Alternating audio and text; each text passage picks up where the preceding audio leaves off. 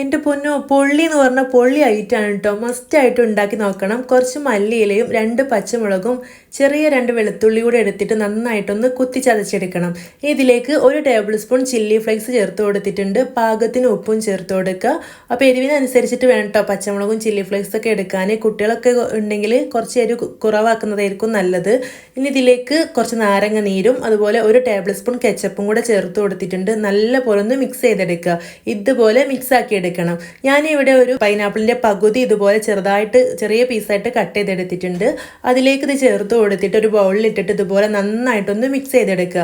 നല്ലപോലെ ഇതുപോലെ കുലുക്കി കൊടുക്കുമ്പോൾ എല്ലാ പീസിലും നന്നായിട്ട് തന്നെ മസാലയൊക്കെ പിടിക്കൂട്ടോ. നല്ല അടിപൊളി ടേസ്റ്റാണ്.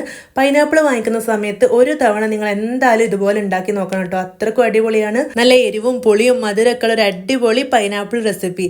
മല്ലിയിലയുടെ ചുവ അത്രയ്ക്ക് ഇഷ്ടമില്ലാത്തവർക്ക് മല്ലിയിലയുടെ അളവ് കുറച്ച് കൊടുക്കാം കേട്ടോ. ഇഷ്ടമുള്ളവർക്ക് കൂടുതലും ചേർത്ത് കൊടുക്കുക.